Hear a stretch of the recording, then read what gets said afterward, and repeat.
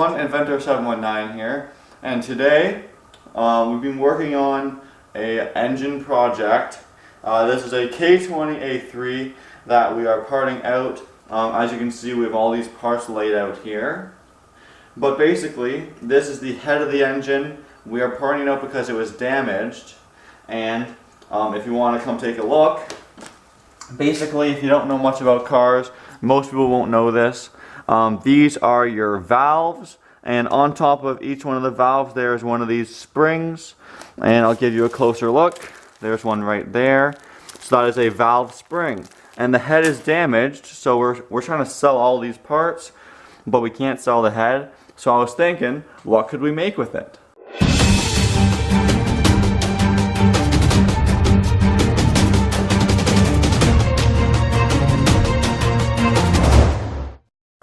Then I thought, why not make some spring shoes with all these extra springs?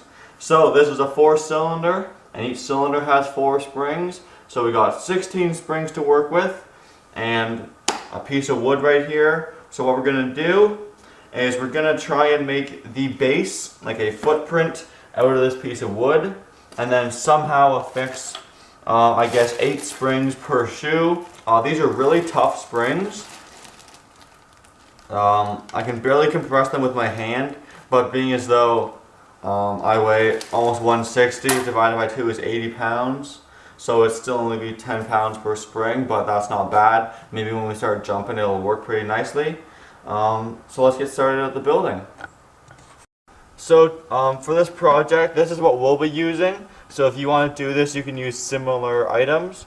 So like I said earlier, we're going to be getting our springs off of the head of this engine, but because most of you probably won't have one of these laying around, you can probably just look for similar springs from a hardware store, or maybe something else around your house that has a spring in it maybe.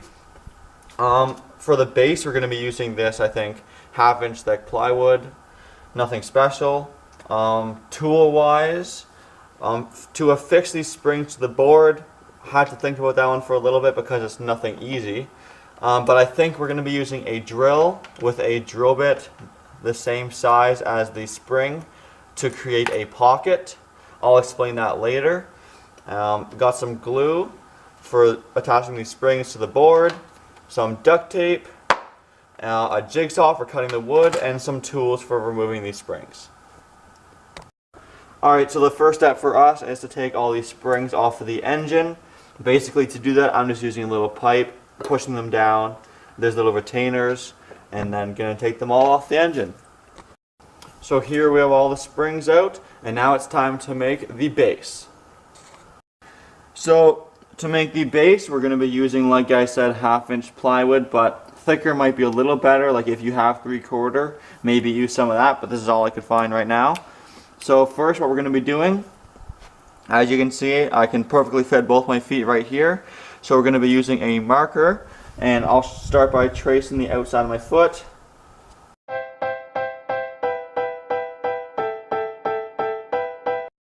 Alright, so here's my 2 traced out feet. Obviously they're pretty terrible, but that's okay. And then we're going to be using this little hacksaw, and I'm going to go ahead and cut them out, and then we're going to try and affix the springs to them.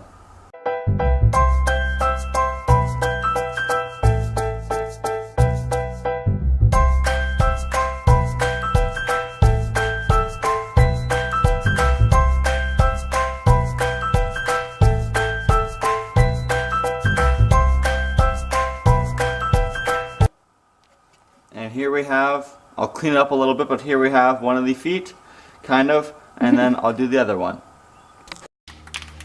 Alright, we're going to make them look a little bit nice with some black spray paint as well.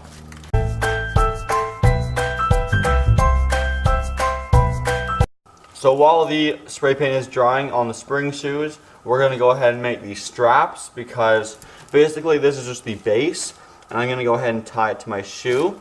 So we're going to be making these strap out of duct tape, just common household item, and basically the design, oh poop.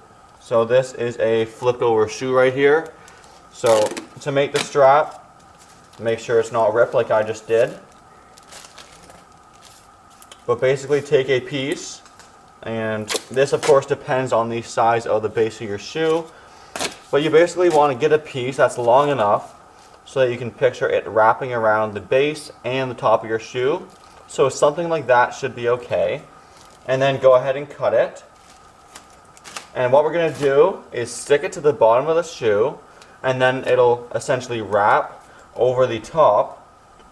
But because you don't want the part getting on your shoe sticky, you're going to lay it down on the floor, the piece of duct tape, sticky side up just like this, and then cut another piece of duct tape, probably about 6 inches long. 1 second. About that long. Just like that. And then stick it on the end, sticky side to sticky side, so that you have a piece that's not sticky, and that will essentially go like this over top of your shoe, and then this piece can go over top and stick to that. And of course over here, as you can see, I've already made the other one, so now it's time to put the springs on the shoe. Alright, so now we're going to be adding these springs to the base.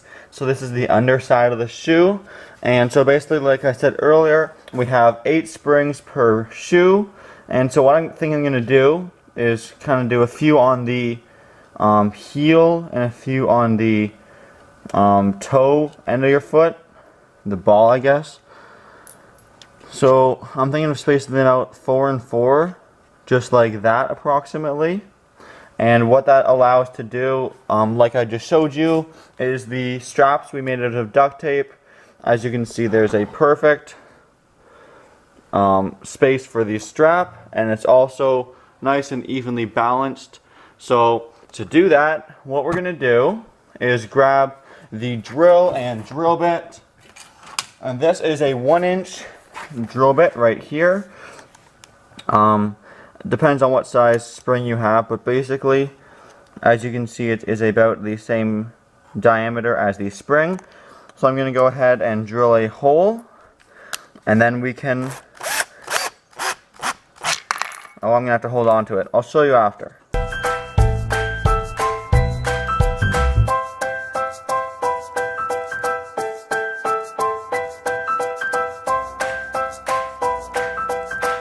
So there we have the drilled hole, and it was a little small, so I just basically wiggled the drill around like this and widen up the pocket. And of course, this by no means will hold it in place. It is just strictly going to be used to seat it a little bit. So as you can see, if I push and even spin a little bit, it actually gets kind of seated in there. So what I'm going to do is drill all of those, and then we'll get to gluing them in. So there we have the bases of these shoes with all of the holes in them. And I already double checked, and all the springs fit nicely. So now, to glue the springs in, we're going to be using this 5-minute 2-part epoxy.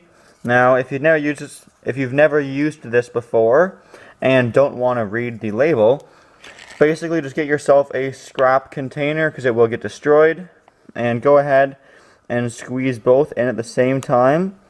Get 50-50 of each, and we have lots of shoes, so we're going to need a lot of glue, but don't necessarily make it all up at once, because once it sits for about 5 minutes, as it says, it'll get a little too hard to use.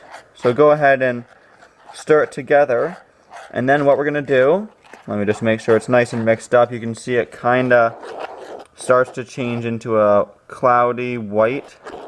It's hard to tell on camera, but in person you can kind of tell. Basically, the 2-part, one's a hardener, one's a resin. This one's really strong, I've used it before. Now, I'm going to have to work quickly before it all dries. But basically what I'm going to try and do is use the glue only as a, like an extra measure. I'm going to try and get them to press fit in anyway. So basically I'm just putting glue on the tip of the spring. Luckily these for the engine have a very flat surface. And then of course put it glue side down right here like this in the shoe. And you're just going to push it in. I find if you twist it, it actually acts like a screw and screws in place almost. And then boom. Now it does cure in 5 minutes, but takes probably more like an hour or so to fully harden, or maybe even 24, but I'm not that patient. So I am going to glue them all in there off camera so I can be really quick about it before this hardens up, and then I'll show you what it looks like. Alright, so here we are with the spring shoes. I let the epoxy dry now for probably over an hour while I finish watching Spider-Man. And this is what we came out with. They're pretty strong. One thing is that these springs, which I just used because I had them laying around, are pretty darn strong, like hard to compress. So these won't be super bouncy like the Moon shoes from the 90s, but they won't be bad. So we're going to go ahead and attach the straps now. So basically, got the sticky and the non-sticky part. So we're going to try and put it just so see what I'm doing here, just so the sticky part is right at the edge. Flip it upside down. I'm going to go ahead and stick it to the bottom of the shoe. This is the left shoe, of course. And then I'm going to go ahead and try. We're going to put my shoe on top, and then the non-sticky go first. And then with the sticky part, wrap it around like a Velcro shoe. And bam! A spring shoe. Alright, I think it's time for a test drive. Tightening up the straps.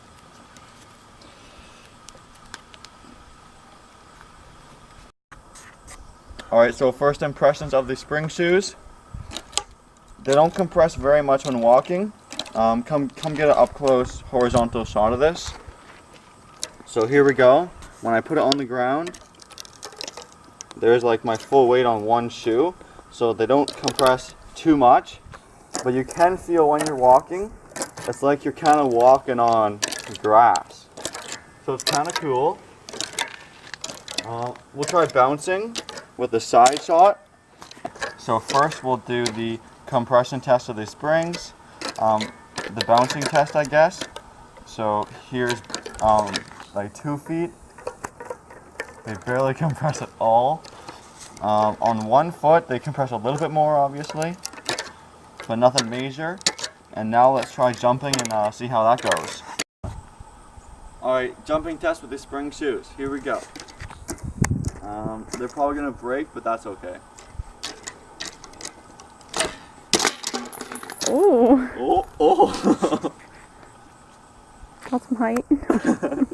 Alright, so my one shoe lost 4 of the springs, but the other shoe is still going.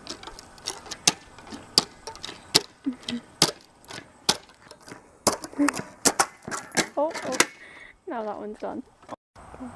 Alright, so here's the aftermath, I guess.